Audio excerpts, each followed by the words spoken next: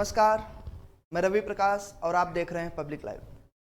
आज public live अपने खास शो जानना जरूरी है के माध्यम से पूरे देशवासियों को शरद पूर्णिमा की विशेषता पर एक खास शो लेकर आया।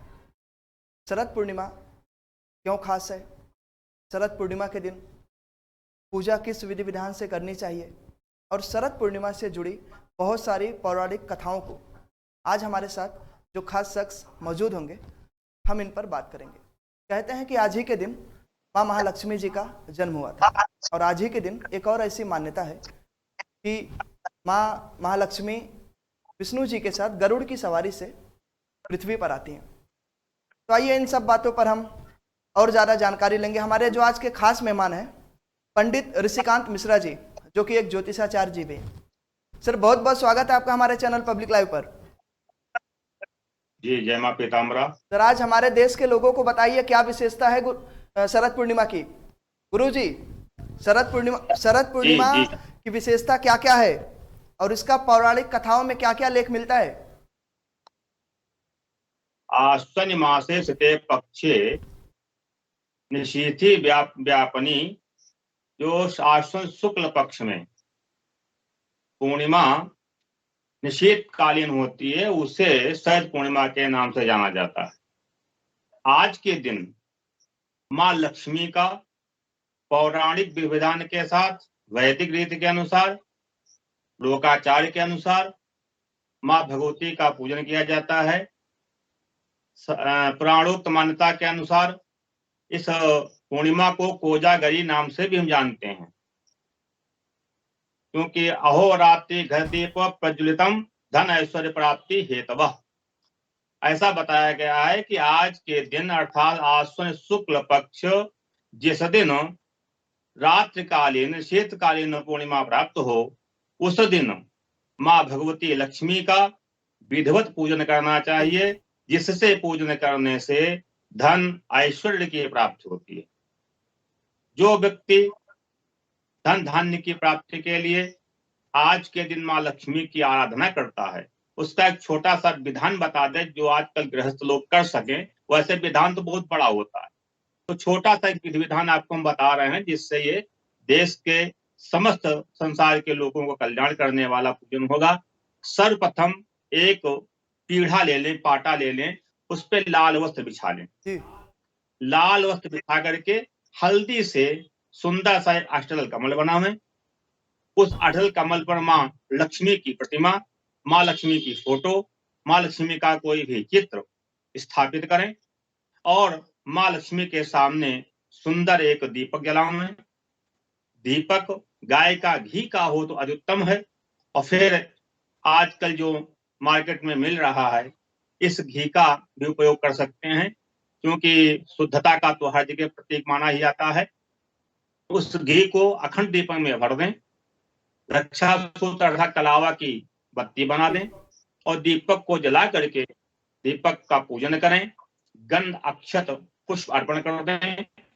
माँ भगवती का सिंदूर और रोली से पूजन करें, अक्षत पुष्प चढ़ा दें और दीपक जला करके माँ भगवती का ध्यान करें। हे महालक्ष्मी, आज आप हमारे यहाँ विराजमान हों और हमें धन ऐश्वर्य से परिपूर्ण करें। साथ ही में माँ लक्ष्मी के साथ ही में भगवान कुबेर का भी ध्यान करना चाहिए, तभी कुबेर जी अन्न धन भंडार भरेंगे, माँ लक्ष्मी धन ऐश्वर्य से आपको परिपूर्ण करेंगे। आज आश्विन शुक्ल पक्ष के दिन, जिस दिन सूर्यास्त के उपरांत पूर्णिमा प्राप्त होती है, उसी दिन सुंदर गाय के दूध से खीर को बना करके चंद्रमा की रोशनी में, चंद्रमा की प्रकाश में रखने से जो चंद्रमा की किरणों से अमृत की वर्षा होती है वो उस खीर में समाहित होती है। उस खीर में समाहित होने के उपरांत प्रातः काल घर के नित्य कर्म से निवृत्त होकर के स्नान करें, माँ भगवती का आराधन पूजन कर दें। उसके बाद उस खीर का माँ अर्पण करें, भोग लगा करके सभी को प्रसाद स्वरूप वितरण करने से, घर के सदस्यों को खिलाने से अनेक प्रकार के रोगों का शमन भी होता है। ज्योतिष सिद्धांत के अनुसार आज की शरद पूर्णिमा कोजागरी पूर्णिमा के नाम से भी जानी जाती है। इसमें श्री सूक्त मां लक्ष्मी के प्रसन्नता के लिए पाठ करना चाहिए, भगवान कुबेर का स्तोत्र का पाठ करना चाहिए, जिससे अन्न धन भंडारी की वृद्धि हो। यदि आप समस्त जन तो नहीं कर सकते हैं, उनके लिए एक छोटा सा मंत्र आपको बता रहे हैं। वो मंत्र है ओम श्रीम महालक्ष्मी नमः, यथा संख्या यथा शक्ति। जितना आप इसका जप कर सकें। रात्रि में निशीत काल में 11:05 से लेकर के 1:23 का ये जो समय होगा, इसे निशीत काल कहा जाता है।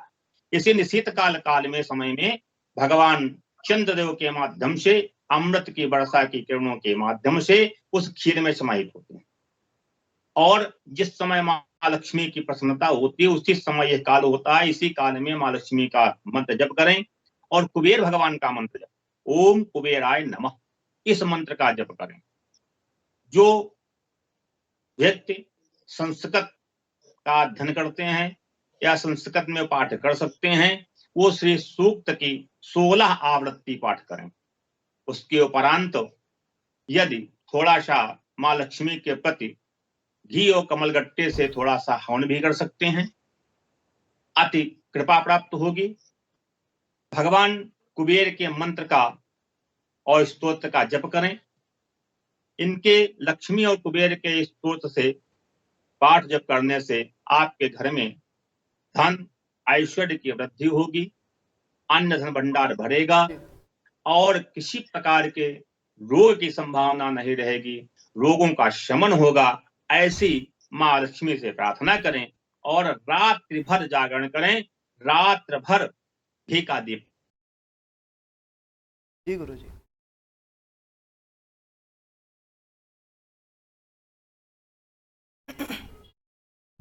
गुरु जी, क्या आप मुझे सुन पा रहे हैं? गुरु जी, माँ की कृपा का ये प्रसाद हमको शनै शनै धीरे धीरे प्राप्त होता रहेगा।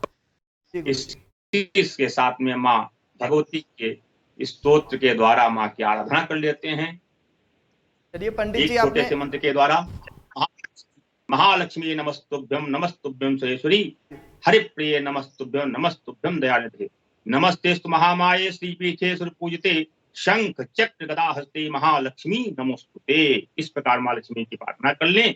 और यदि आपके पास नहीं तो आजकल प्रत्येक व्यक्ति के पास में एंड्रॉइड फोन भी हैं, मोबाइल फोन है, इसमें सर्च कर लें श्री सूक्त पाठ के नाम से। जब सर्च करेंगे तो श्री सूक्त पाठ आपका आ जाएगा, आप उसको क्लिक कर लें और विधिवत बैठ करके 16 आवृत्ति उसका पाठ श्रवण कर लें। पाठ श्रवण करने से और पाठ करने से जो नहीं पढ़ सकते हैं वो श्रवण कर लें, और जो पढ़ सकते हैं उसका पाठ कर लें। इससे भी माँ की कृपा बहुत बड़ी प्राप्त होती है। इसी के साथ में माँ की वंदना, माँ से प्रार्थना कर लें और सदैव माँ सब पर दया दृष्टि रखें, सबके यहाँ अन्न धन ऐश्वर्य की वृद्धि करें, रोगों का शमन करें। क्योंकि इस कलिकाल में नाना प्रकार के रोगों से ग्रसित व्यक्ति ऐसे समय में माँ भगवती का आराधना अवश्य करता है, और उन्हीं के आशीर्वाद से वो स्वस्थ होकर के घर में निवास करता रहता है। इस प्रकार माँ से प्रार्थना करते रहें और आप लोग सदैव प्रसन्न रहें, सब प्रसन्न माँ के पास सब पर बने रहे, यही मेरी कामना है। सत पूर्णिमा के उपलक्ष्य में सभी को हम अपने तरफ से हार्दिक शुभकामनाएं देते हैं। सभी लोग प्रसन्न रहें, यही मेरा आशीर्वाद है। चलिए गुरु जी, ये तो बात हो गई पूजा विधि की।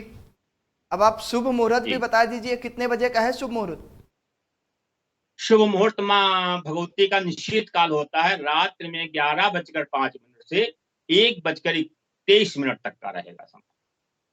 ये महालक्ष्मी जी को कौन कौन से भोग पसंद है?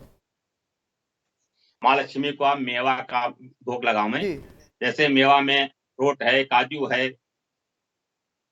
बादाम है, ये 5 प्रकार की मेवा का भोग माँ लक्ष्मी को अर्पण करें। और यदि मेवा के लड्डू हों माँ लक्ष्मी के लिए तो वो अर्पण करें, इससे अति प्रसन्न होती हैं। और आज के दिन माँ भगवती लक्ष्मी का शरीफे का भोग लगाया जाता है। जो शरीफा फल होता है, शरीफा फल का भोग लगाने से माँ लक्ष्मी अत्यंत प्रसन्न होती है जी।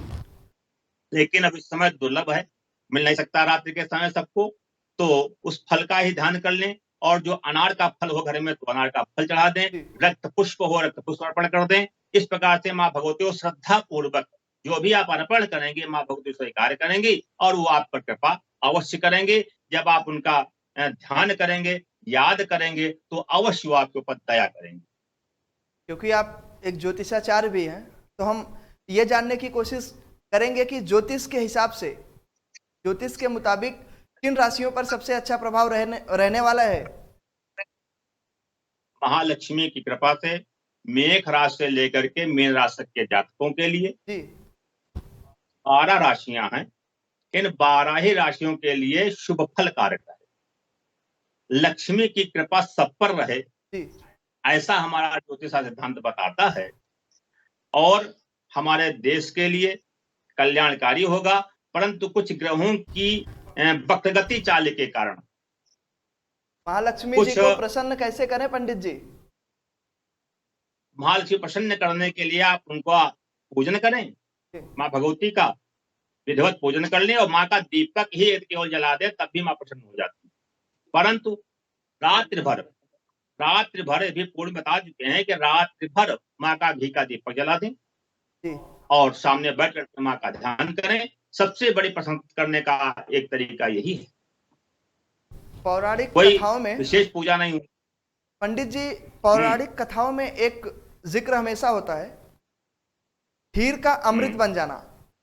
हम चाहते हैं कि हमारे देशवासियों को आप एक बार बताएं कि ये कैसे संभव हो पाता है और इसकी मान्यता क्या और ये इसका प्रचलन कब से हुआ। पौराणिक कथाएं हर बार शरद पूर्णिमा के दिन ये जरूर जिक्र होता है। शरद पूर्णिमा के दिन जिस समय चंद्रदेव अपनी 16 कलाओं से युक्त होकर के उनकी किरणें उस खीर में पड़ती हैं, तो उस खीर की किरणें जो पड़ती हैं उन किरणों के माध्यम से अमृत के कण उसमें प्रवाहित हो जाते हैं, प्रविष्ट हो जाते हैं, तो वो खीर अमृत के तुल्य हो जाती है, न कि वो अमृत बन जाती है, अमृत के समान हो जाता है, उसमें प्रभाव निहित हो जाता है। उस प्रभाव निहित होने के कारण वो अमृत के समान ही उसका प्रसाद होता है। ऐसा हमारे ज्योतिष शास्त्र में और ऋषि मुनियों ने बताया। पंडित जी, सनातन धर्म में शरद पूर्णिमा का क्या महत्व है? पंडित जी, क्या आप हमें सुन पा रहे हैं?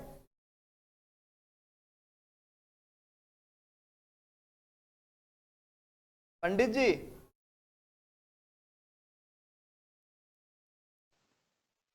पंडित जी,